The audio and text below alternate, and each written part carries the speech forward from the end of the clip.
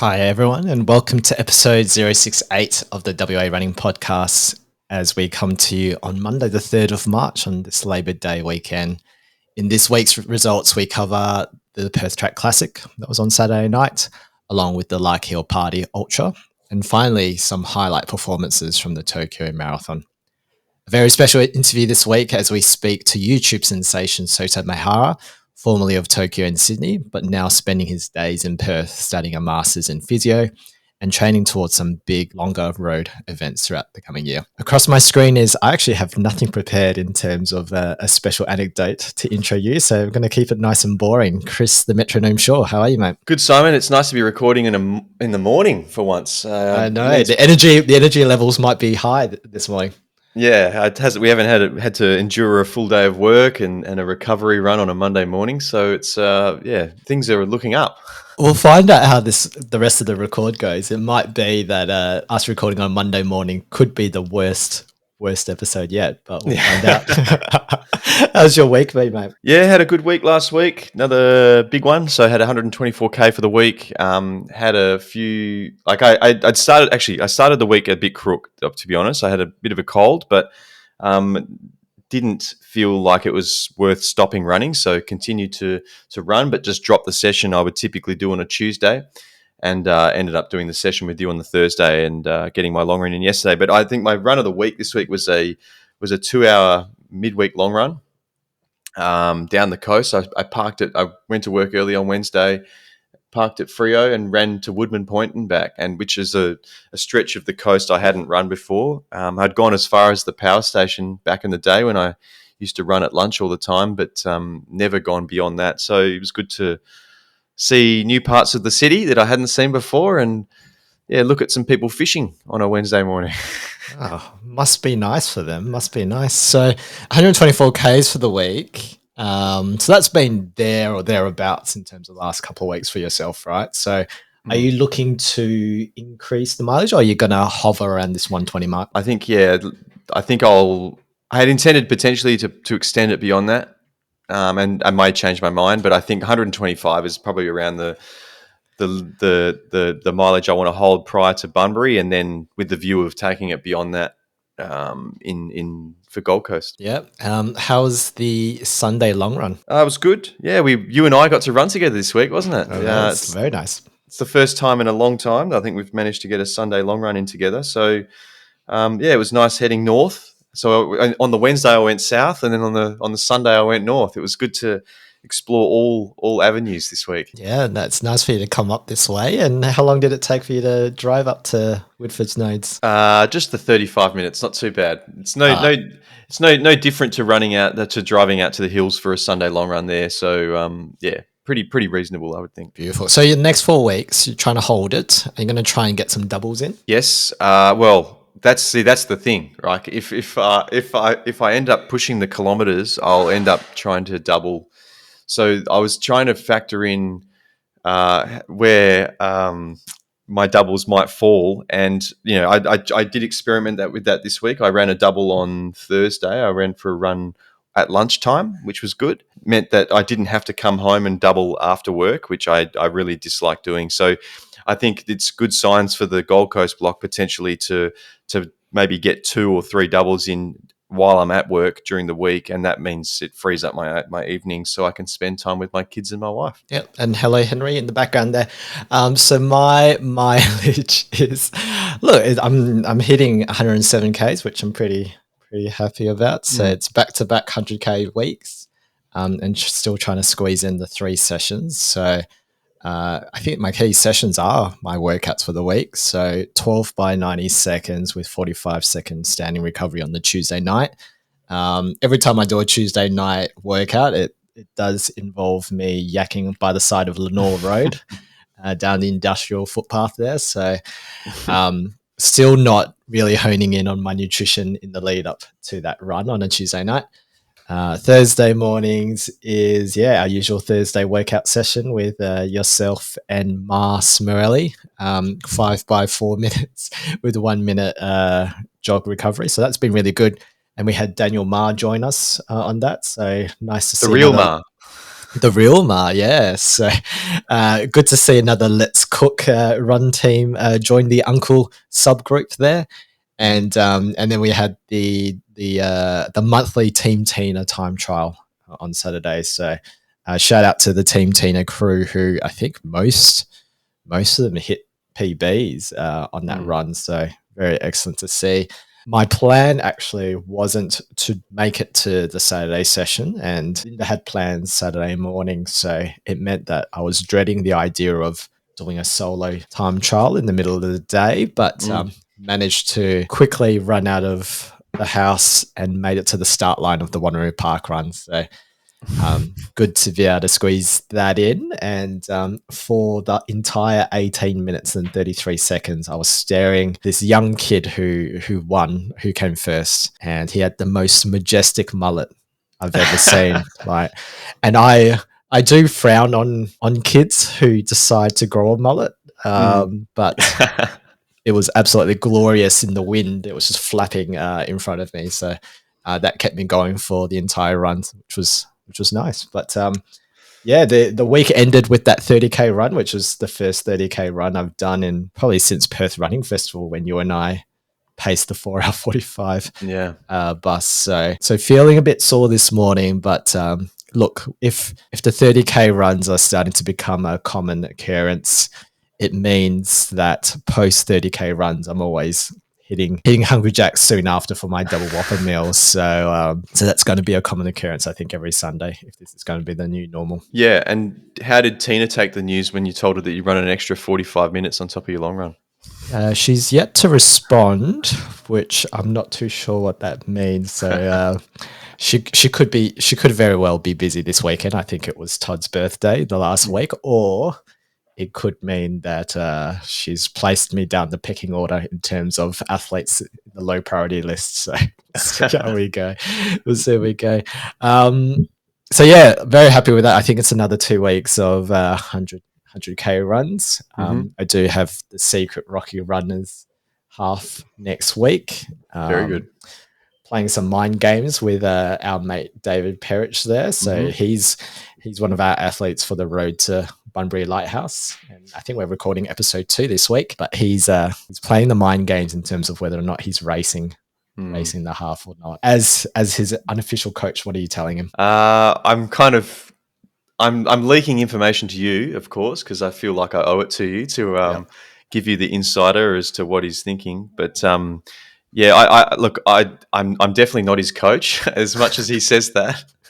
And for anyone listening, I'm not a running coach or aspire to be, but I think I do give him some advice from time to time on whether or not he should just follow the plan. And I think my advice was to follow the plan, but if he was to be racing it, which it sounds like he's very keen to do, purely to get a mental edge over you, I think, more than anything. I think he needs to kind of taper back his week in order to do that successfully and not risk injury. So, yeah, I think he will run very well. I think you will run very well, and it'll be a good competition to see who takes the Rebel vouchers at the end of the day. Do you reckon? Because I'm not tapering for this race on Sunday, so I'm adding more fuel to the mind games a bit. Yeah, nice.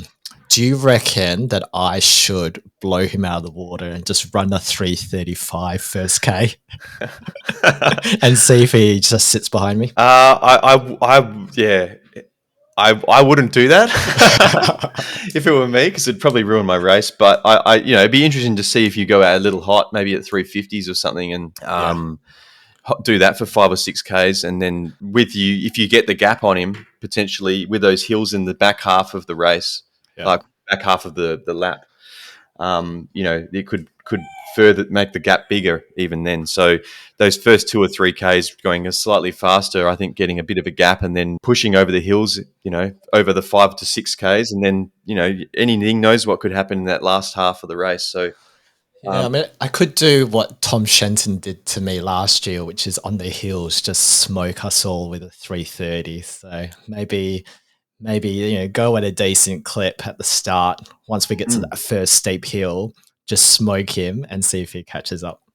I think so. And look, the weather, I mean, it does look reasonably it looks pretty good. Looks like it's 18 degrees next Sunday. So I don't think, like, for a minimum. So I don't think it's going to be holding you back. I think, if anything, you might have the advantage. You look quite strong over the hills along the coast yesterday when we went for our run. So hopefully that minor amount of hill work has paid dividends a week out. Yeah. Well, that was a bit of a training run, right? Just do 130K run just to see how we go in the half and let the mind games continue this week. We'll see how we go. Shall we get into results? So we had the Perth Track Classic over the weekend, so it was good to see a big event and some of the big dogs taking part there. Let's start with the 400 meters. So in the women's open race, we had Ellie Beer taking out the win in 52.78, followed by Amelia Rowe, a WA local, in 53.06, and Bella Pasquale in 53.36. In the men's open, we had Cooper Sherman in 45.31, Japanese runner Fuga Sato in 45.56, and Terrell Thorne in 45.9. In the 1500 metres in the women's open, we had Sophie O'Sullivan from Ireland reaching a meet record in 4.06, Morty Skyring in 4.07, and Jayla Hancock Cameron in 4.07.88. In the men's B race, we had Bradley Hall in 3.49, Reese Langan, who's a Paralympian, reaching a time of 3.49, and Angus Hinksman, also T38 in 3.53. And we had a WA local, Kieran Tibbles, running it in 3.54. In the men's open 1500 metres, we had Callum Davies taking out the win in 3.40. Japanese runner Ryoji Tatazawa in 3.40.87. And Peyton Craig in 3.41. We had WA's own Max Shevington running 3.41, I think coming fourth there, and Tom Moorcroft running a PB of 3.43. A couple other results here. In the 100 metres, we had Lachlan Kennedy running the 100 metres in 10.03, which is the equal third fastest Australia all-time run there. And fun fact, he ran a world lead in the 60 metres in 6.43 seconds a couple of weeks ago. And we had Brie Rizzo running an 11.09 for the win in the women's, but was an illegal run in the end with the tailwind there. And a quick shout out to Liam Adcock. I don't think he listens to this because it's not the WA long jump podcast, but he not only did he jump a meet record, but he jumped a world champs qualifier of 8.33 meters. How'd you find the Perth Track Classic? I thought it was good. I mean, there was definitely a good turnout for those 1500s and the 400s. I mean, obviously the field events didn't probably bring as many people into the gates as the running did, but I saw a lot of familiar faces kind of toing and froing around the fences there, and it was actually good to see people run very, very quickly. Firsthand, and bringing the kids along. I'm not sure if Miata appreciated it, but and to be honest, I'm not sure if my boys did either. But I think just having them exposed to the athletics is quite a good thing, and not something that we get to do every day.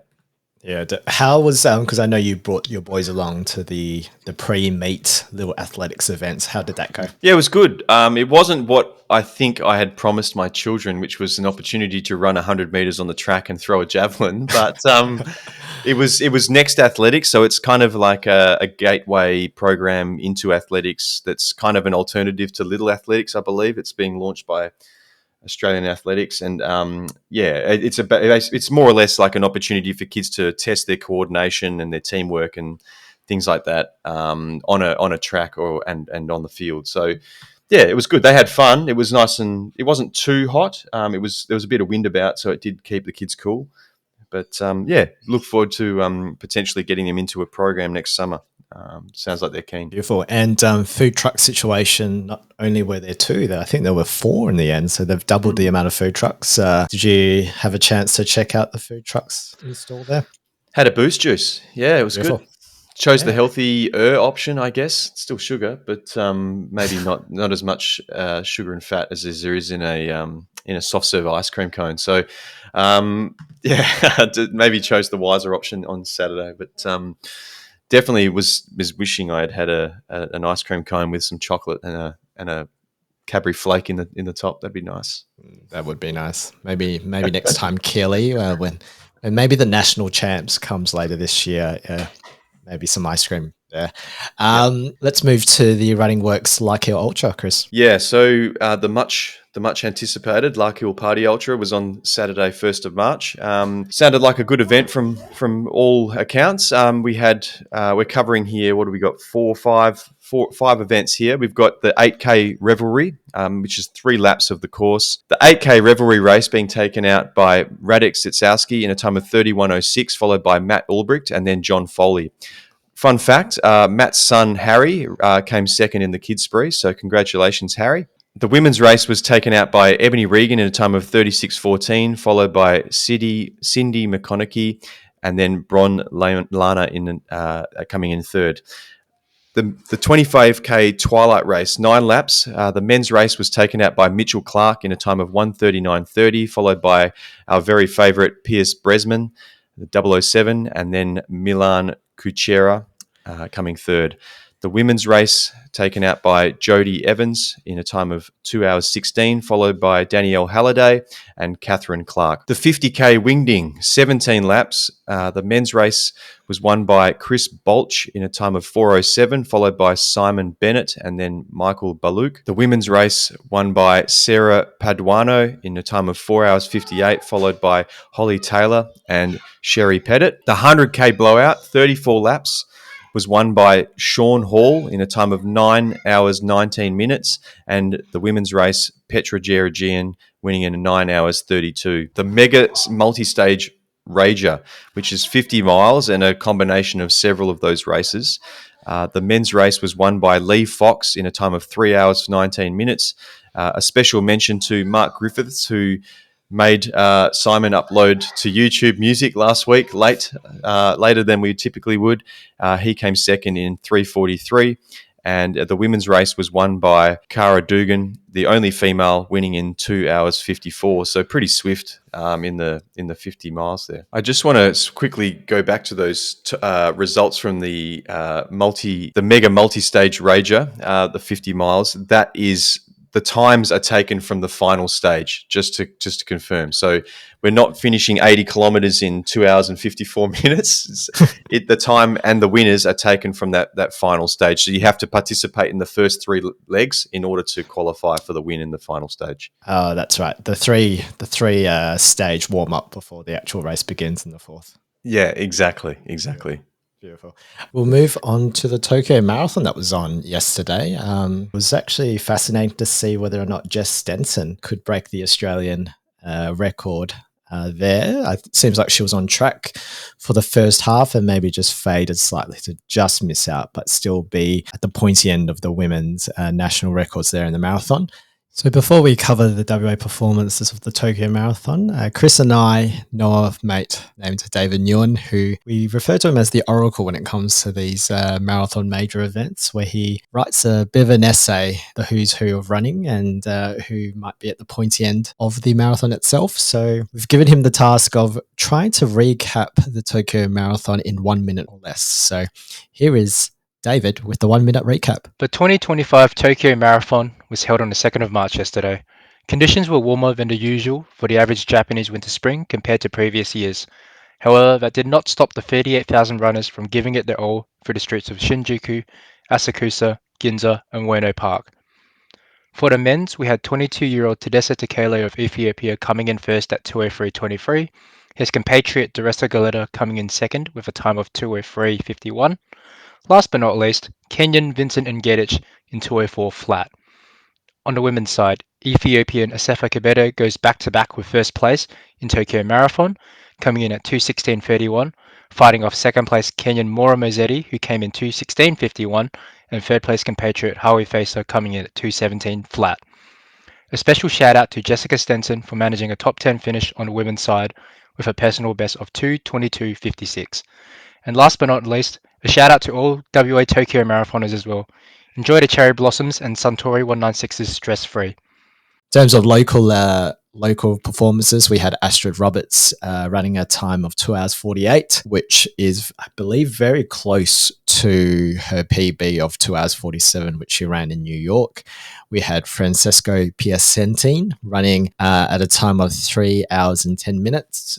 So he writes in his Strava, a pretty humbling experience. Made an error with pre-race hydration that came back to bite him with higher interest rates than an overdue after-pay debit. So probably an homage to someone that we're going to name in our Weapons of Warp later this episode.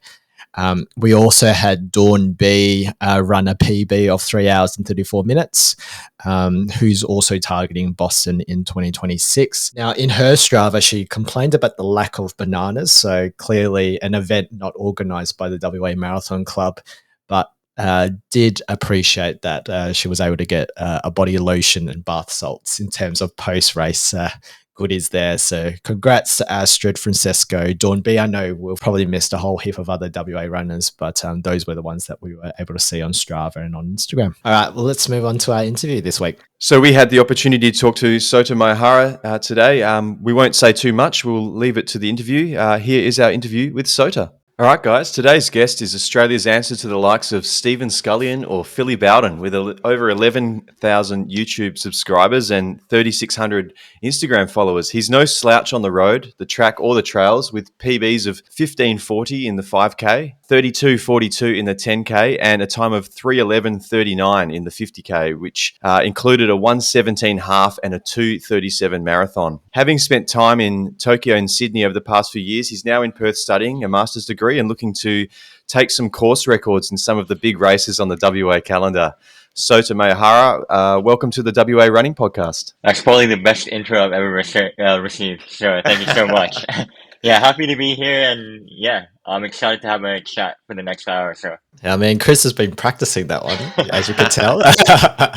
So tell us about yourself, mate. So when did you start running, and how did you come to choose Perth as your latest home? How are you finding it here? Yeah, I started running back in about 2015. It's kind of a gray area when I exactly started, but I used to play soccer and all the other sports. But yeah, I realized that running is definitely one of my stronger points, so I kind of started focusing on it. My first 10K was like pretty, well, I don't know, maybe for my age it was all right, but it was like 44 minutes and then slowly chipped away from there. I raced the 10K before a 5K, but 10Ks weren't big where I lived in Thailand. That's where I grew up and did my middle school and high school. I'm Japanese though, but yeah, then I went to Sydney. That's when I started running a little bit more, especially during COVID, because I had nothing else to do. And then, yeah, I did my undergrad degree in Sydney and then moved to Perth for a master's degree because I was tossing up between Melbourne, Canberra, and Perth. I didn't get into Canberra, but I got into Melbourne and Perth, and I decided Perth would be the best option based on the weather and from what I hear from other people. So, yeah, really excited to be in Perth. You've been here since the start of the year, so how's the adjustment been? I've gotten so used to Sydney that I didn't anticipate how hard the adjustment would be. So I can't quite say I've settled in quite yet, but I know I will get there. And, you know, I am still lucky to have such a good support system, thanks to a little bit of YouTube and knowing a couple people, and also friends that have other friends here in Perth to, you know, help me settle a bit quicker, I guess. So, yeah, really appreciate all the help I've received so far. And yeah, Perth has been definitely welcoming for sure. That's great. It's good to have you here, Sota, for sure. Hopefully the weather has turned it on for you the last couple of months or so. But yeah, as you said, you've spent a bit of time in Sydney and also in Tokyo. I guess, what were you doing? Like how has your training changed over those, you know, moving from place to place, like in different environments? How does it change? Yeah, for sure. I think I normally train, yeah, it's not an orthodox training structure or anything like that, because in the past, I've just run randomly and I decide everything last minute on the day. So I wouldn't even wake up and know if I'm doing a workout or not until really last minute, depending on how I feel. which I think has worked to an extent as well. But also, I'm trying a more structured method at the moment. But to answer your question, I think um, depending on when the run clubs happen at where I'm living at the current time, I would base my training a little bit more around that. So when I was in Tokyo, I had a group that was doing interval sessions on a Wednesday, which I typically wouldn't do. But while I was living in Japan, I shifted a lot of my training to suit that sort of schedule. There were also a couple of the social running groups that I went to on Monday and Saturday. So yeah, just tailoring the training around the social aspect is also really important for me because I think even though I take running quite seriously, I also like, using it as my social circle and getting to know more people and increasing my connection. So yeah, I think having that balance is really important. I don't think I've ever nailed the balance between, training structure and the social aspect, but I'm definitely still working on that. Yeah. Yeah, beautiful.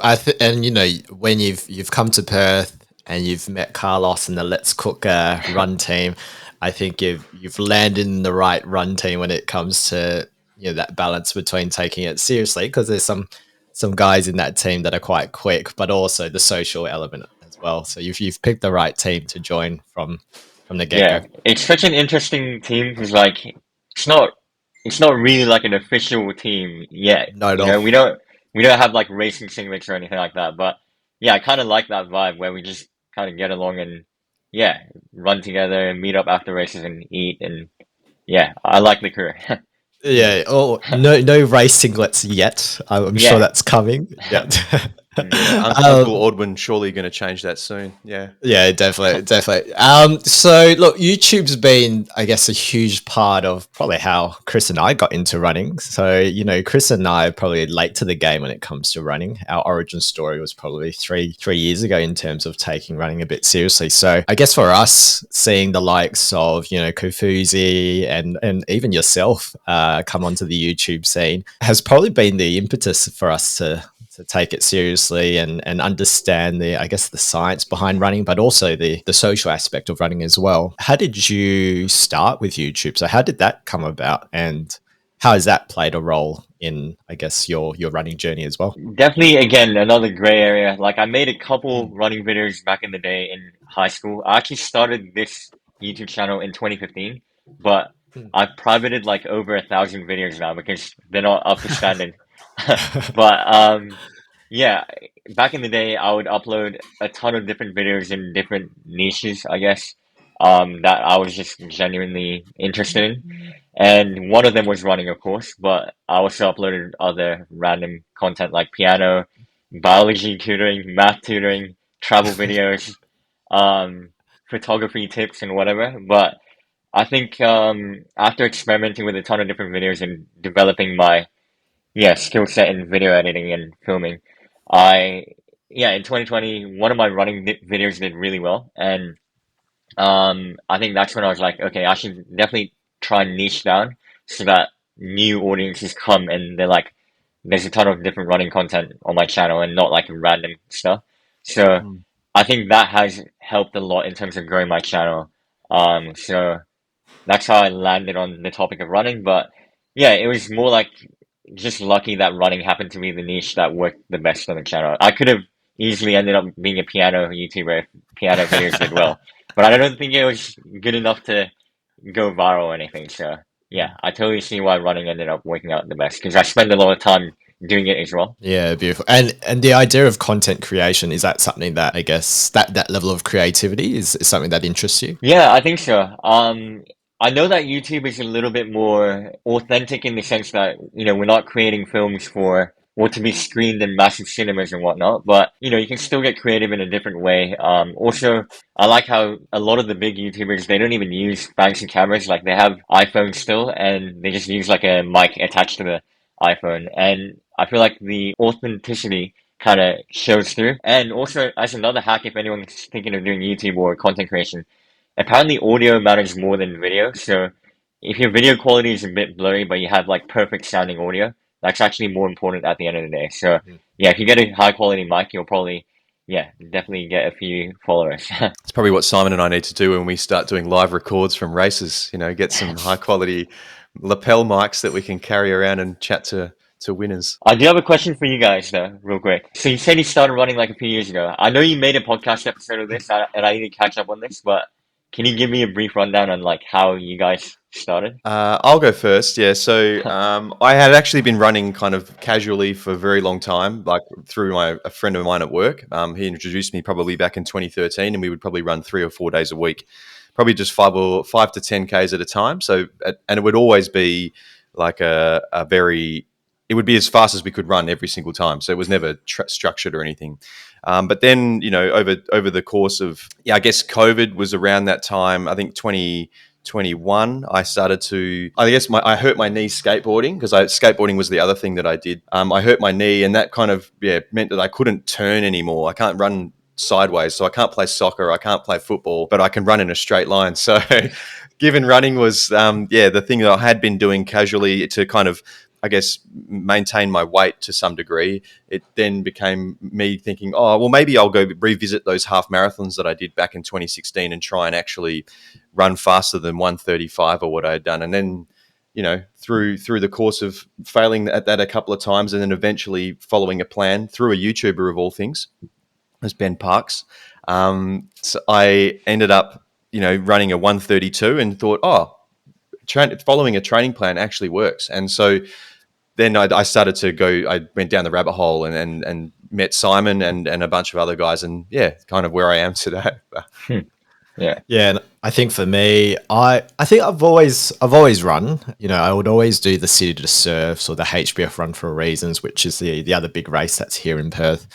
Never took it seriously. I would always do the 12K or the half marathon on no training plan whatsoever. Maybe 2-3 runs a week. Maybe the longest run being an 8K run on a Sunday. So I've always done that, and I suppose that would class me as a bit of a casual runner. But after my daughter was born in 2020, she was a COVID baby, I kind of used running as a way, like you said, to get into the social aspect of it. And I guess Perth being such a small running community, like a close, tight-knit community, just made a lot of friends through running. And I think it's probably the last 3 years where I've taken it a lot more seriously. So whether it is a proper training plan, and let's face it, I was copying Chris's training program, to be honest, and seeing if I could do one better and failing, that it sort of skyrocketed my performances. So it's probably been a bit of a whirlwind for Chris and I, actually, probably in the last 18 months in particular, where our performances in running has sort of grown significantly. And now we've got a podcast which came out of nowhere as well. So it's been, I think, for me, I've always run, but it's definitely been the last 3-4 years that we've taken it a lot more seriously. Yeah, it's definitely interesting to hear how, for so many people that I talk to about this, like a lot of the times, thing on the side when you're young, and then you get into it, and then you realize how good it is, and then it becomes a lot of your life, Yeah, I think probably the thing that has changed, and I don't know if it's the same for you, Chris, is it's the social aspect of it. I think it's the mental health benefits of it as well that I think I value and appreciate way more now than the performance aspect. I think Chris and I are a little bit older as well, so the pressure of performance doesn't impact us as much. Like, we might have good races or bad races, but we kind of get over it pretty quickly as a result. And it's because of the knowing that running is not just performance anymore. For sure. Yeah.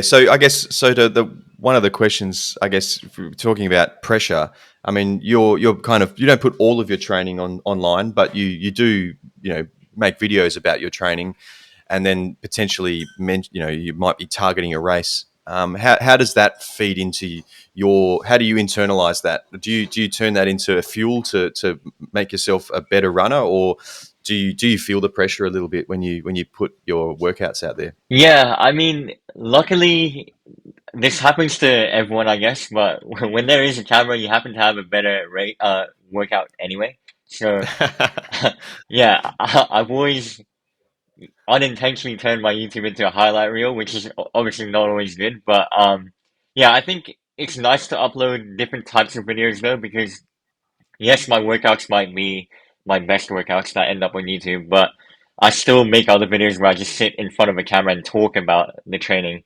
and I can give my experience on when training's not going well and stuff. And also what my plan is to get back into good training.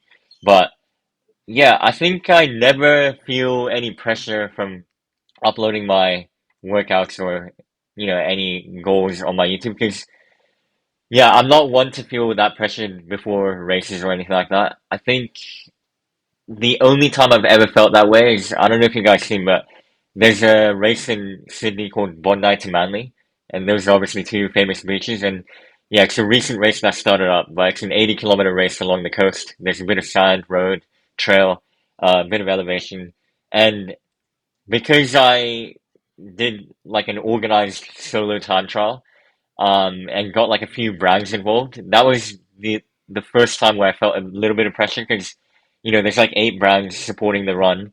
And I also got a niggle like a week before it, and I was like, oh, this is a bit risky. And with so many brands supporting the run, I can't just like drop out. Obviously, there was no monetary incentive or even contribution, but it was like a lot of free gear and whatnot. And I did hype it up for quite a while on my YouTube and made a few training run videos. So that's probably the first time where I felt a little bit of pressure. I remember the night before I struggled to sleep, especially with having that slight niggle as well, which turned out to be an injury after the run, which is not a surprise. But yeah, apart from that, like other races in the past, I felt absolutely no pressure. And if anything, it's nice to have a little bit of support on the sidelines from people that do watch the videos. Because especially being like a geo-targeted channel in Australia or Sydney, to be more Mm. specific. Obviously now I'm trying to make it Perth, but yeah, I think I had a lot of viewers, meet me in person compared to other channels who might have more of a global sprawled audience, I guess. So yeah, I definitely appreciate the support that I get on my channel. Excellent. And you were talking about brands there, so naturally, with YouTube and some of the stuff that you put out, you will have brands sort of knock on your door. Like, what's your approach in terms of managing that relationship with brands, in terms of who you pick or who you decide to work with? And I think for full transparency, one interesting thing about being a YouTuber is you actually get a ton of emails, especially if you have an email somewhere on the YouTube channel, asking for yeah, the most random reviews. Like you even start getting other completely irrelevant stuff. Like the most recent one was a standing desk. But I've also had offers for yeah, like phone accessories, I guess. Like phone cases and whatnot. Some of them are useful because like it's like a phone stand for your camera, so I can record more videos with my phone, I guess. Because it's attached to the case. So that was yeah, kind of cool. But yeah, obviously a lot of them it's not too related to running, so I try and like ignore, kindly reject anything that's not too relevant, I guess, that I don't think my followers will find useful. But my main philosophy is obviously I need to actually like the product because I don't want to just promote something that I don't even know is good or not. And then my viewers kind of suffer from that. So the biggest thing that I've you know fostered with my YouTube is the trust from the viewers. yeah, Because I give a lot of like running advice as well. So I just want to stay will have the integrity to only promote stuff that I like. And so far, I haven't actually accepted any offers for commissions for referral codes. So every time you see like a brand appear on my channel and I'm like, you can use the code if you want a discount, I'm actually never getting any money from that. So the only thing I ever get is free product. But that could change in the future. I think some viewers are saying, it's totally fine to get a bit of commission, like it's your hard work, which I appreciate. But I think for now, I'm not gonna make enough sales from referral codes that I'm not fussed about making an extra, like, I don't know how many bucks it would be, but even if it was $200, I couldn't care less. Maybe if it's like a few thousand, then I will become a sellout one day. But yeah, at the moment, I'd rather just make it helping the viewers and whatnot. So yeah, no monetary involvement yet for any of the brands ever in my channel, but it could be a thing in the future. But again, it'll be definitely brands that I truly care about for sure. yeah. And your recent partnership with Precision is that similar thing, right? Where you probably like the product, not taking any commissions, but it's something that, in terms of alignment to your brand, you enjoy the product. Yeah. And especially as a guy that's talked a lot about like the ratio between maltodextrin and fructose, like I need to get a brand that actually follows that. Otherwise, yeah, it would be weird. So yeah, I'm so glad that Precision were pretty keen to get on board. Yeah. Yeah, nice. And do you see like YouTube as a, because I mean you're studying physiotherapy if I'm not mistaken. Yep.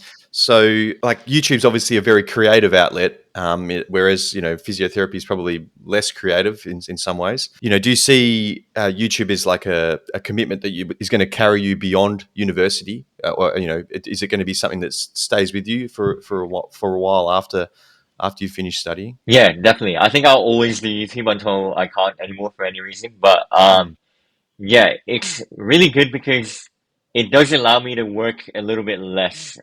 Because I do get a little bit of income from the views.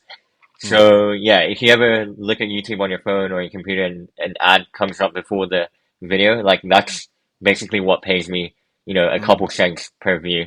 I think the amount you get per ad view depends on your content as well. So if you're a bit more controversial or you talk about politics or like racist stuff or whatever, then obviously that rate goes down. But being a mm. running channel that doesn't swear a lot, I do swear in person, but not on the videos.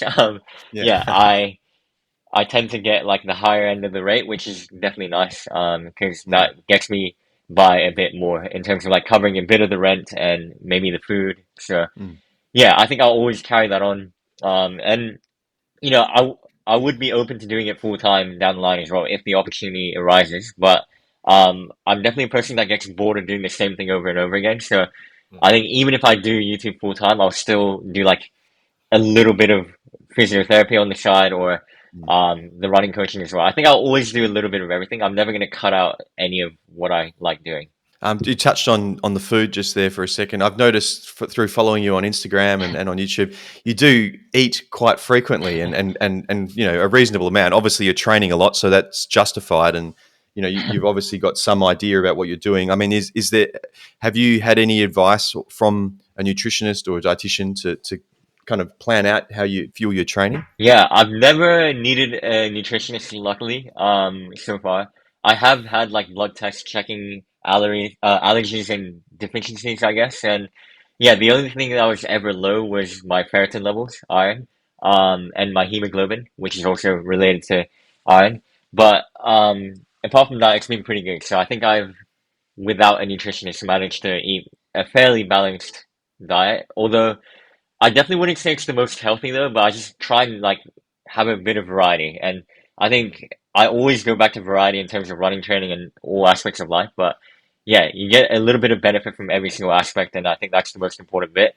And also, I am friends with Gabby Villa, who I've got on my podcast as well, and a few of my YouTube videos to collab. But yeah, she always gives me good advice. And also, I think the most important thing I've learned from her is like the importance of fueling immediately after the run to make the perceived effort of the run the next day feel better. So as a guy that runs every single day, yeah, I haven't had an off day in 2025 yet, and I'm planning on carrying that on until my race is coming up in May and June. But yeah, I think it's really important for me to feel good the next day as well. So Mm, I take a lot of priority in terms of fueling immediately after the run, getting in the carbs. It's not only about protein, it's also about carbs because you're using carbs during the run and you also need it for a little bit of bone remodeling and other recovery benefits as well. So it's definitely important to get in enough carbs as a runner. So your most recent YouTube video is titled "Training to Run the Fastest 50K Time in Australia 2025." So that's a big call there, and It I'm is. going to hazard a guess that it's probably at Ultra Perth later this year. Tell us about perhaps your previous 50K PB and what you're looking to do later this year. Yeah, so I think a few weeks ago, I didn't do this ages ago, but I was bored one day and I started looking online to see like where my 50K time would actually rank me in like Australia and Japan. I'm not Australian, so at the end of the day, it doesn't actually matter that much. But yeah, I was still curious where I would rank in Japan, for example. And it turns out in 2023, which is when I ran the 50K, which I'll talk more about that in a second, that ranked me at, I believe it was fifth. So Oh, wow. that's definitely, higher than I thought it would be because mm, Japan is obviously stacked in terms of runners. But mm, I do understand that not many people go above marathon distance, so that would obviously cut out all the 206 or whatever marathon is, obviously. But yeah, there's still some good runners that do the 50K. Like there's a guy called Joe Fukuda who's a 209 marathoner. He won Gold Coast Mara before. Um, but yeah, he's definitely got a solid 50K time, obviously. But yeah, the 50K that I did in 2023, that's actually a race called Wings for Life, which is organized by Red Bull. And it's essentially a car that speeds up every 30 minutes until it catches you. So there's technically no finish line, but you just run away until you get caught by the car.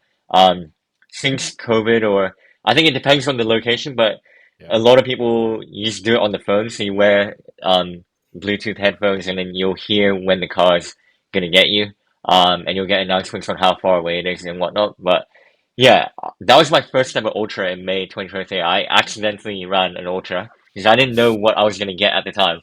I just went out at 3:40 pace, just clung on for dear life. Went through the marathon at 2:37, and I now know that if you want to hit a marathon in that race, you have to run exactly 3 hours. So if you go through the marathon at 2:37, then obviously you have a bit of leeway until the car catches you. So you just carry on running until you get caught. And I think I got caught at like 52K, but I definitely didn't know much about nutrition or even ultra marathons in general back then. So I was definitely cramping near the end, and I usually never cramp, so it was actually a really novel experience for me. And I was walking by the end and I got caught by the car, but I did go through the 50K mark at it was 3:11:39 I think, and which is about 3:49 per K. So what's your grand plan for Ultra Perth later this year then? Yeah, so I am aware that I've only checked the results for the past couple of years. I know that Dean Menzies has won it in 2 hours 59, which is very quick. I think that's 3:35 per kilometer. So yeah, I think that's a little bit out of reach for me at the moment. But there's also Carlos that won it last year. Might have been 3:14 if I'm not mistaken. Um, so yeah, I definitely want to be up there. Obviously, if Dean Menzies races, it'll be a tough ask to win. And obviously that means I wouldn't get the fastest time in Australia. Fair enough. But yeah, I definitely want to be up there. And I'd be willing to try and stick to Dean Menzies for as long as possible if he's trying to go for a sub 3 hours again. I did have a chat with him after the state 5K, and he said something along the lines of if the race calendar aligns, then I'll do Ultra Perth. But yeah, he made it sound like it's not like a guaranteed thing that he'll do it this year. So I'm still unaware, but I'd totally be happy to have the company because obviously running 50K solo is a tough ask. And I'd much rather have company and come second. And also be towed to a really good time than yeah, be solo and then struggle in the second half and then not even end up running 3:11, which is what I want to be at the very bare minimum. So that's the general plan. Yeah. Yeah. I mean, I think one of the downsides, I suppose, to the Perth running community is the fact that once you get to the pointy end, it is quite very much a solo run. So Carlos did Ultra Perth solo. Dean Menzies is probably very used to the fact that runs a lot of his races solo. Locally in Perth as well. So it'd be interesting to see if Dean actually puts his hand up for Ultra Perth actually. I think it'll depend on how he goes at Ballarat, I reckon. He's doing Ballarat Marathon and I think he'll probably just need something in between to get him going before Valencia later this year. But yeah, it'll be interesting. So yeah, somewhere between 3:11, 3:14. Yeah, I mean, I definitely want to beat 3:11 because that was 2 years ago. But I think I could do something like 3:05. Especially if I do my nutrition a bit better. Yeah, like I said earlier as well, that was my first ever ultra, and now I've done like 7 or 8 ultras. I need to check again, but I think having extra ultra running experiences, especially with some of them being like 104K, 137K, and a few 80Ks and 50Ks, that's always going to help for the next ultra anyway. So yeah, that along with taking more gels than I did in the previous one, which is only 3. Will definitely help as well. I think I'm planning on taking like I don't know, but hopefully 6 to 10 gels for this one, so double the amount or more. Ideally even more if my stomach can handle it, but I'll just have to see how it responds to taking gels at that sort of pace because yeah, it's definitely not a jog, so it'll be harder to process the carbs at that pace, I think. Yeah. Definitely. And for cramping being a novel experience for you the first time, Simon's no stranger to cramping. How's your body managed those longer races then, Sota? Like, I mean, 104K is a lot longer than 50. What is your nutrition plan for something like that? Yeah, well, when I say I've done 7 or 8 ultras, it's actually funny because most of them aren't official races, and I genuinely like to do ultras for fun, randomly. Mm. So the Hmm. 104K was actually a run from Tokyo, Japan to this place called Hakone, which is like pretty close to Mount Fuji. So just Mm. running kind of along the coast the whole way for 104Ks. But that was not a race, and I did it with a friend. So yeah, we weren't really in any rush, and Hmm. yeah, we just took our time. I think we ran like 5:20 to 5:30 per K for the first 90K, and then we hit this massive mountain, which is like 800 meters up in the last 10K or something. So really steep. Um, and maybe it was from like 300 meters elevation to 800 meters elevation. But yeah, it was Mm. tough after 90Ks. So we were like basically walking up that. But luckily, I didn't really cramp in that one. Mm. But I do hear that cramping's more to do with training load rather than nutrition. I think there is a little bit of correlation with nutrition, but most of the time when people cramp, it's to do with like not being able to handle the load. And that's not anyone's fault or anything, but I think with the running community starting to blow up and also the marathon being the gold standard and everyone like rushing to the marathon, I think there's more evidence of like cramps coming up in races Mm. because people just aren't prepared. I think you do have to prepare a fair amount to do your first marathon. I didn't even do my first marathon for the first like 8 years of my running journey. So Mm. yeah, it's cool to see people getting into the marathon really quickly, and there's no right or wrong way to do it. But I think it's important to still know that marathon cramping takes a lot of time due to not enough training to handle the load. Yeah. So have you run an official race as a marathon, or is Yeah, not yet. So, I ran a 52K before I did a marathon. mm, And the only marathon race I've ever run in, was again like running with a friend, pacing her for 3 hours 20, I think she did, which is again very good on a hot day in mm, 2023. I'm sure you've heard about it. And it used to be Hillier as well, the Sydney mm. Marathon.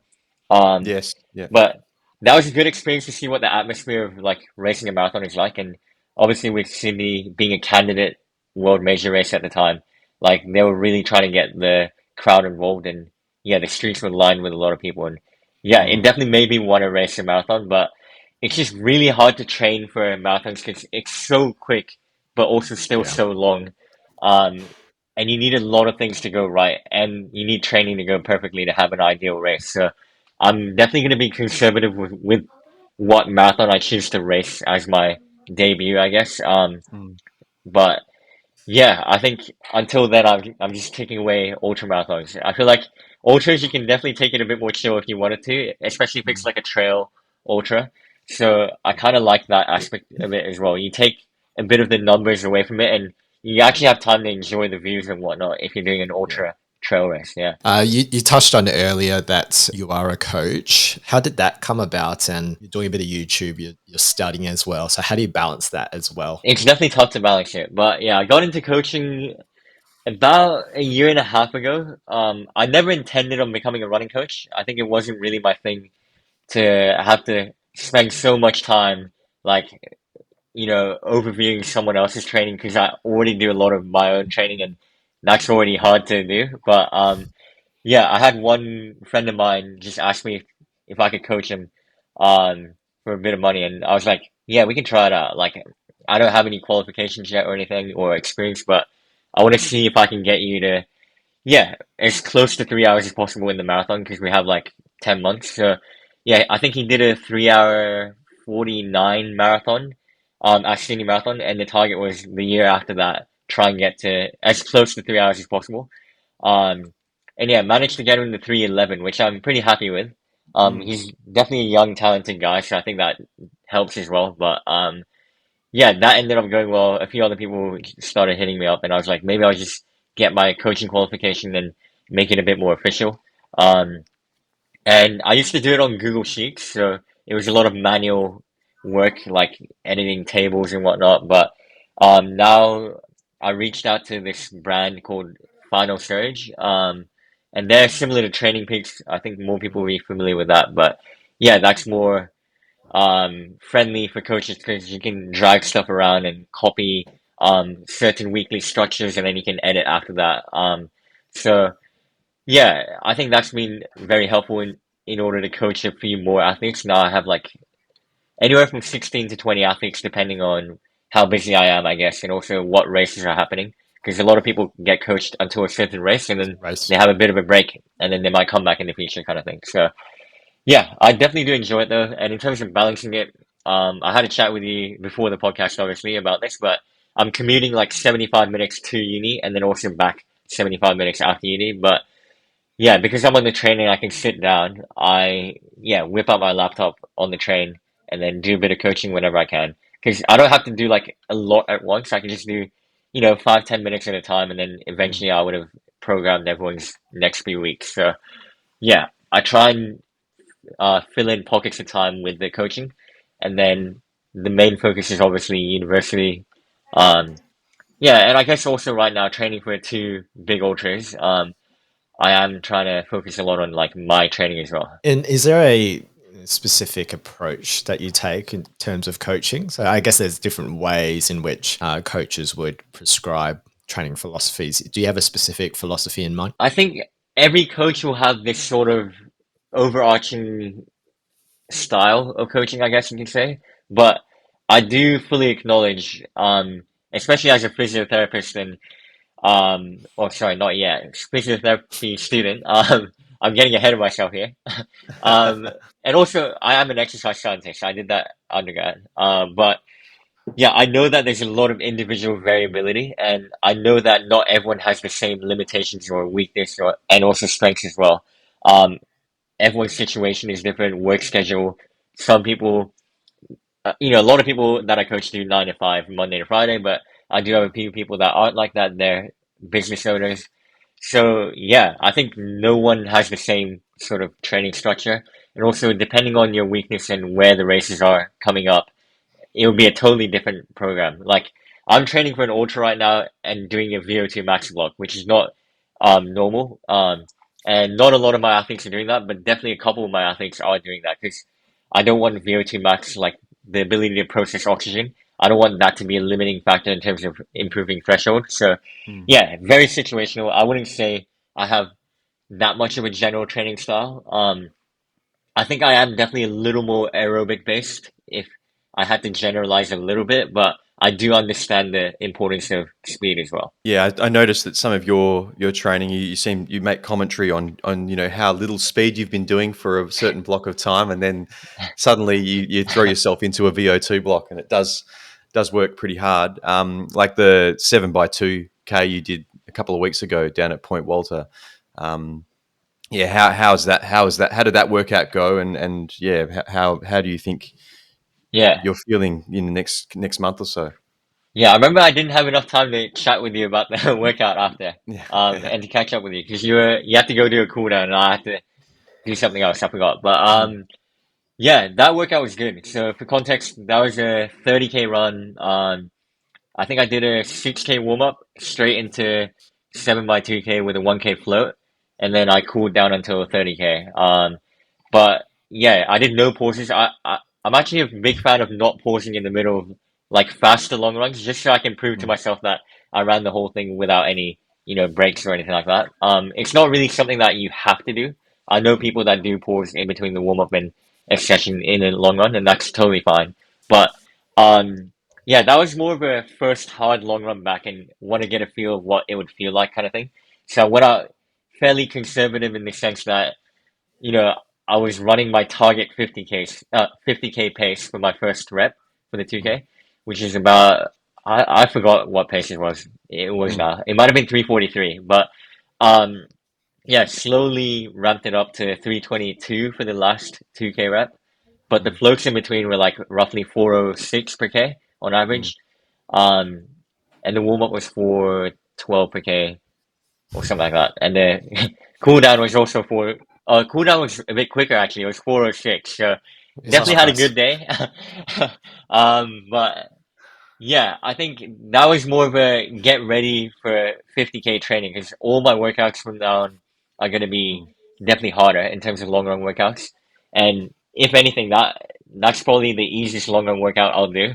So yeah, I'm not looking forward to some of the workouts that I have because they'll be quite long. Yeah, and I guess you're coaching yourself. So how do you make yourself accountable? I mean, it's one of the things that people do get coaches for is to kind of help Mm. them address the accountability side. How do you kind of convince yourself that you might be feeling a bit under the weather, or you might be feeling tired before on the Saturday, but then on the Sunday you have to turn up and do a big session? How do you go about Yeah, it? yeah, it's a combination of both. I think luckily I am really motivated usually, so I never have issues with like waking up and not feeling like running. I think running is in a lot of ways therapy for me in the sense that I can clear my head or even like plan what's ahead or just reflect what's been happening and then try and work out what to do from then on. So I do a lot of running solo and I enjoy every minute of it. And I never listen to music while running either. I just enjoy the thoughts that go through my head. So Mm. motivation never an issue. In terms of how I coach myself, it's funny because with Training Peaks, you can obviously, as a coach, um, look at other athletes and program based on that. But I actually have a coaching account and a athlete account on Final Surge, which is the equivalent of Training Peaks, and I literally lay out my training on there. So I'm essentially treating myself as one of the athletes that I coach, except I can get free coaching because I'm myself. But yeah, anyway, I kind of plan it out on there, and then I do actually have this other mindset where I want to understand when my body needs to adapt the training as well. So I'm not going to push through when I'm not feeling the best. I'm not really a big believer in everyone has to follow 7 day training weeks. Especially before university when I had a bit more of a flexible schedule. I actually played around with like 8 day weeks or 6 day weeks or whatever because your body doesn't know what 7 day weeks versus 8 day weeks are. So I think it's important to acknowledge that, and if you need to have an extra day before the next long run, there's nothing wrong with taking that.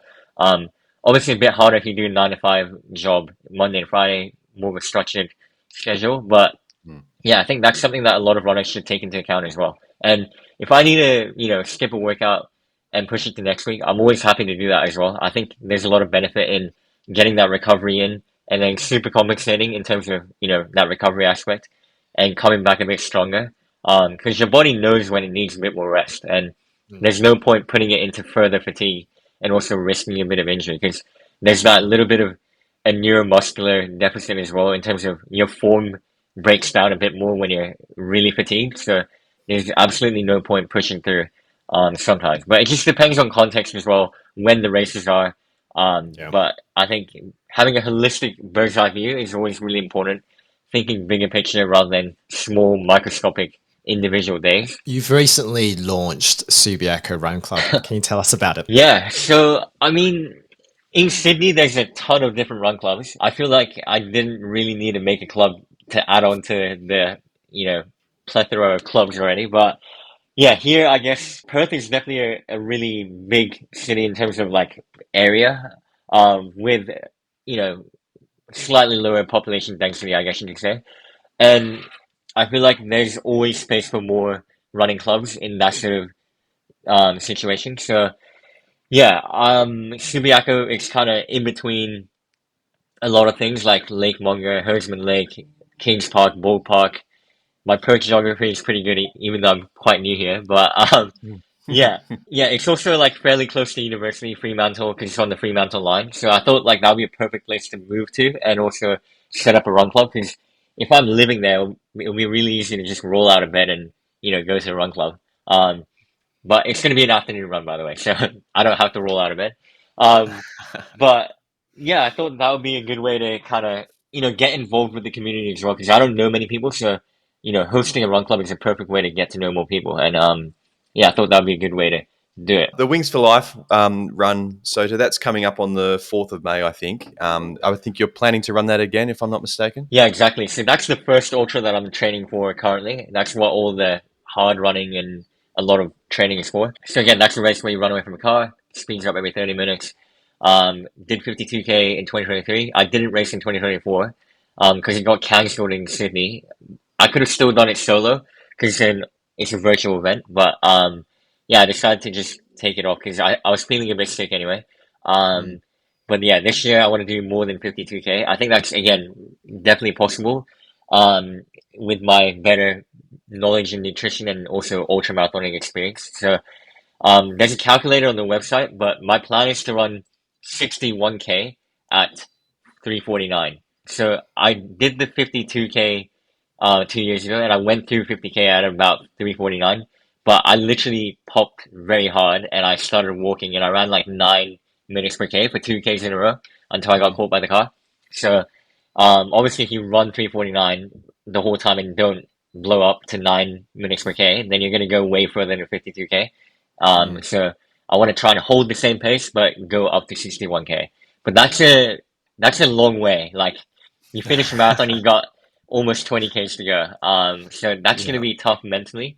And I'll still be happy as long as I beat 52K, honestly. So yeah, we'll see how it goes. I think I'm more focused on the Ultra Perth. So that's more the priority. Yeah, and so is that the event here in Perth is probably not as big as it was in Sydney potentially. So is there a location that you're going to be running that Wings for Life run? Yeah, so they do have a physical event at I think it's where WAMC is located, so 1 Campfield Drive. I met someone that told me that they did a lap around the stadium, Optus Stadium, and then like across the bridge and then U-turn and back around again.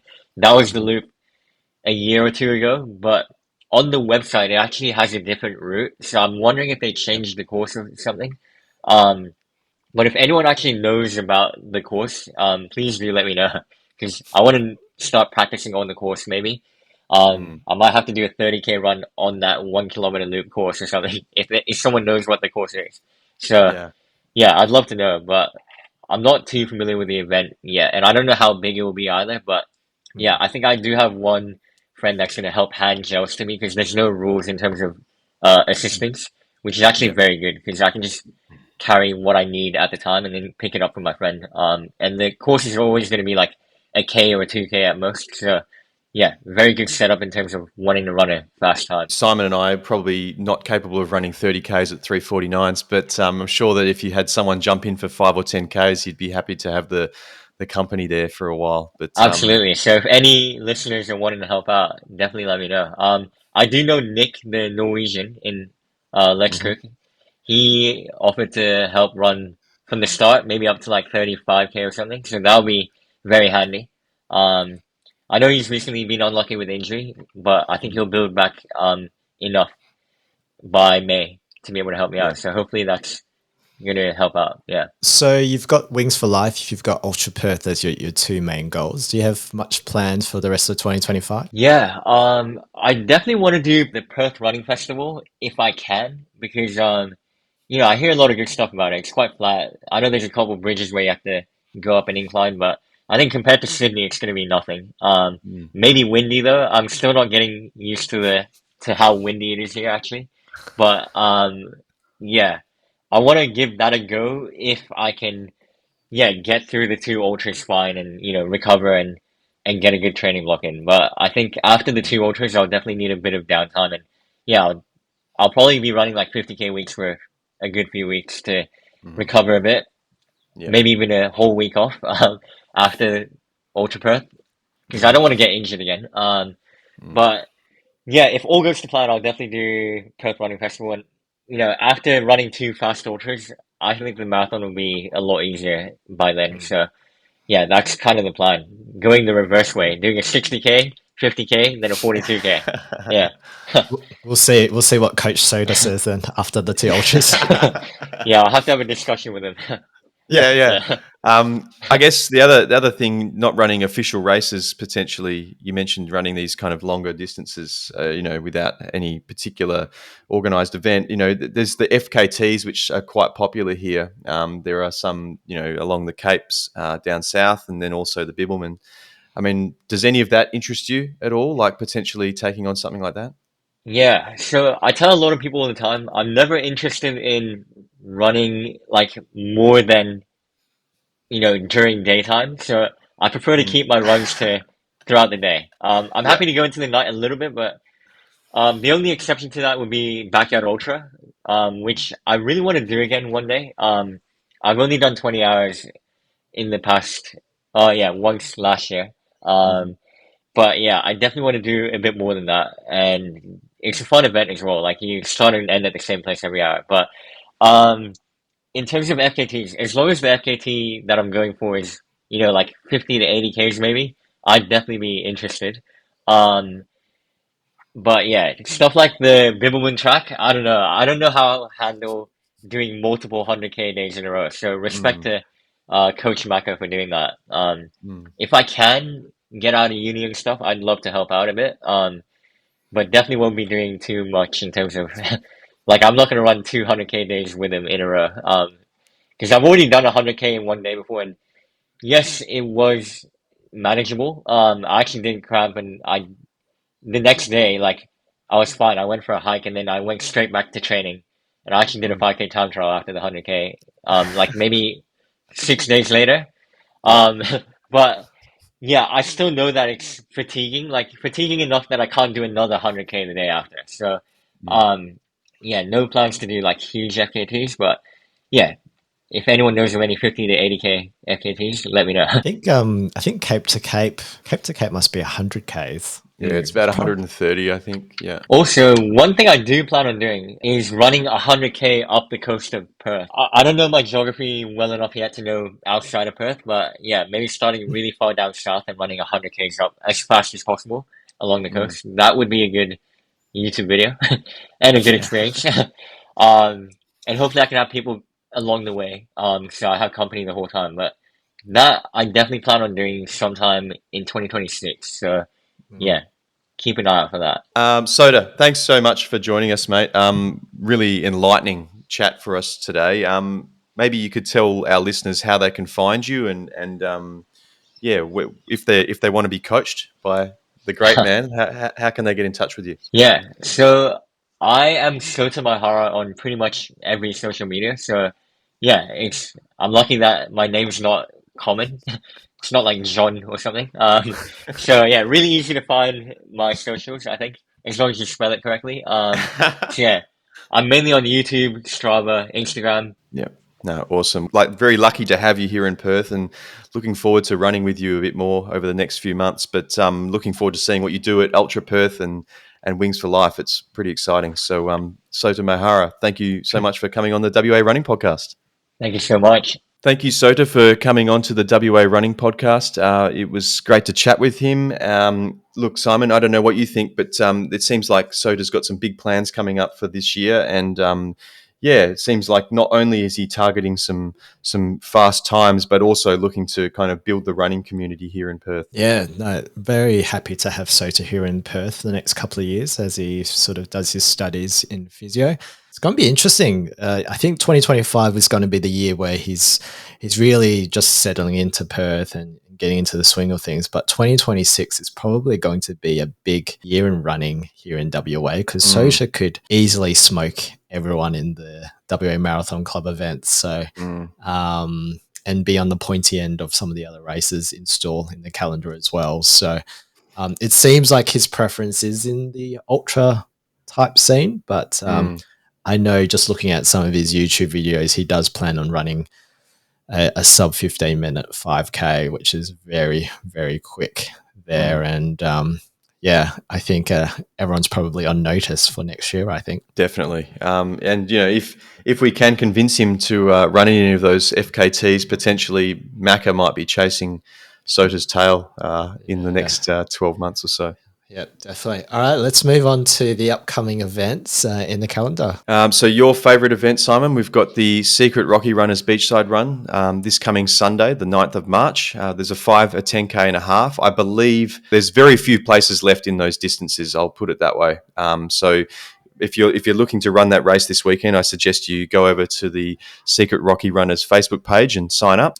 There's the Canning River Running Works Festival on the Sunday, the 16th of March. The half marathon is sold out. There is a 10K and a marathon option there too. The Darlington Half Marathon, hosted by the WA Marathon Club, that is also Sunday, 16th of March. There's an 8K and a half marathon. The half marathon is 200 metres uphill. So if you're looking to run a PB there, I'd suggest you pace yourself in the first half and send it in the second. We've got Hurdy's Front Yard coming up on the 21st of March. That's a Friday. So I'm sure there's a lot of people who are working their way toward that. We've seen that all over Strava the last couple of months. And then the Collie Trail Fest is on the 29th of March. Yeah, I mean, in terms of Warp admin this week, Simon, there's probably some congratulations in order, don't you think? Yeah, so look, congratulations to some WA running podcast royalty who both got married over the weekend. So we'll start with a big congrats to Shannon Beatty and Coach Macca for getting married on the Friday. So congrats to them, but also secretly, well, not secretly, he's been keeping a very low profile for the last couple of months. Our very own OG host, Matt Maguire, also getting married over the weekend. So congrats to Matt Maguire and Jane Claxton. It looked like he was starting to pick up the running again over the last couple of weeks just to try and fit into his wedding suit and particularly his pants. And I don't know if you saw this, Chris, but there was an Instagram video. Yeah. Saw the first dance, and there was a lot of movement. His pants were under great stress, and thankfully, no accidents there. So congrats to you both there. I guess in our Whispers of Warp, which I don't know, could be a very new segment here in the WA Running Podcast. In our Warp admin chat, which is, ourselves and the old hosts, there were some whispers that one of us is expecting a baby in the next couple of months. And yet we don't know who that is. I think Sinead said that it's not her, but one of the guys is expecting a baby, which could throw our Transcend team plans up in the air a little bit. So it could mean that we do have a spot available in our team of 5 to take on the likes of Jack Crago, Coach Macca, Joel Lambert, Shannon, and Haydo. So I guess if we have a spot available, who do you think we should ask? Well, I think it should be a friend of the show first and foremost, and if at minimum, I would expect that it's somebody who's appeared on this podcast as a guest or a guest host in the past. So, look, that does include the likes of Dean Menzies, Vlad Exel, and Carlos Aquino. So, look, the opportunities are there, guys. If you want to jump on the team, we'll make the most of it. Yeah, I think you suggested that maybe we should get Zane Walsh, friend of both shows and avid listener of both.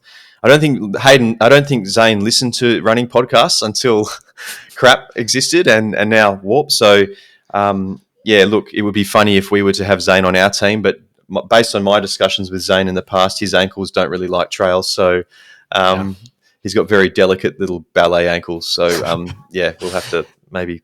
Zane might give it a pass. I mean, look, Dean Menzies has a big stretch between Ballarat Marathon, and I think he's got a Valencia ticket. So what a way to train for the flattest and fastest marathon in the world than to do 12 Ks of 600 meters of elevation for Team Warp. So Dean's up there. I reckon we hit up Dean first. I mean, Vlad, if we had Vlad on our team, that would be close to cheating, I reckon. We'll just smoke everyone. Or we go with head chef Carlos Aquino. I don't know. I'd be happy with any of those options. Yeah, well, either whoever their coaches are, whether it be Ramsden or Raf, we're going to have to get permission from them, I would expect, to be running something like that. But I'm sure they'd be very understanding as being friends of the show. Speaking of Vlad, and speaking of weapons of warp, Vlad ran an ice marathon last week. Had he mentioned it on our interview with him back in, it was last year, wasn't it? Yeah, it was. So yeah, he ran the Frozen Lake Marathon at Pangong in India. He ran a time of 3 hours and 22 minutes and took out the win there. It did say that there was 500 meters of elevation, but my understanding of how water and ice work is that it's pretty flat. So yeah, it looked incredible. Looked like Vlad was doing his best impersonation of Disney on ice, but definitely weapon worthy. We had another weapon in Ashul who ran the Kilimanjaro marathon in 5 hours 23, which is, I don't know, would we say that he's more of a weapon than Vlad, running for 5.5 hours? Yeah, definitely this week. And given the background of his the trauma that he suffered during that race, it sounds like he's pushed himself to the brink of death. If I'm being honest, so it sounded like Ashul was cramping in his calves at the 14 kilometer mark of a marathon with Jesus Christ, 28 k's to go. I mean, you're really pushing yourself beyond what most people would. It was 30 degrees Celsius at the 27k mark. He consumed 3 liters of water at that point. And late in the race had 2 Cokes just to top it off. But I think by that point in time, it was probably too late. So, look, Ashul, incredible achievement, obviously, completing the marathon. We'll have to have him on at some point to talk through that race, but also all of the incredible stuff that he's done in his running, achievements to date. Yeah, excellent. Now, I guess we've had a pretty busy couple of weeks at the WA Running Podcast with interviews and so forth. So I didn't get to ask you about your Friday run from 2 weeks ago. How did it go? Yes. So a good friend of our show and avid listener, David Nguyen, I organised a run out at near the Marathon Club last Friday and invited Matt Maguire and a few other people, but Carlos Aquino was coming along, and David said, look, I'll come along and I'll run it as part of my threshold workout. And I was like, okay, sure, no problem.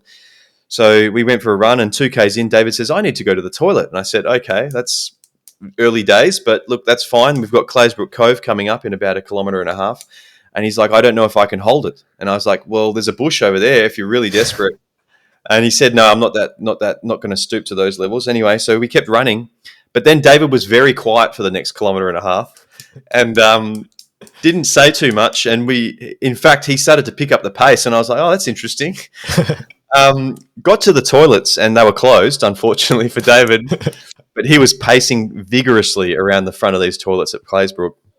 There was some people setting up some yoga mats in the park.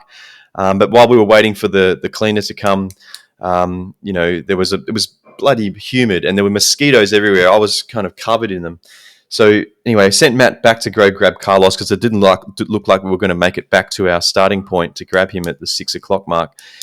Anyway, David goes to the bathroom and then I see him come out of the bathroom discarding his underwear and a bunch of other things. I don't know what else he was discarding, but there was stuff that was going in the bin. And I was like, oh, okay. It mustn't have been a very interesting or a very good experience for him, unfortunately. And when he came out, he said it was potentially his worst run he's ever experienced. And look, we've all been there. I'm sorry that happened to you, David, but I'm sure whatever you've been doing for nutrition isn't working out for you, and potentially you've been eating, taking too much magnesium to help you sleep at night. So too much ice cream. Too much ice cream. He has been sending us a lot of scoops, hasn't he? After our interview with Gabby. So, look, I don't know what to say. There's definitely without telling people too much information. I'm afraid of what repercussions that might hold for David. Yeah, look, I think it's been a while since we've talked about a toilet story here at the WA Running Podcast, and good to revisit the usual toilet stories of the WA Running Podcast. So, yeah, sorry, David, we just had to say that out in the open. But hopefully, you can sort out your nutrition and toilet situation when you go for your runs there. So, and his sphincter. Yeah. I don't know if I got to keep that in or not. We also had Stu Caulfield, fresh from completing the Osaka Marathon last week.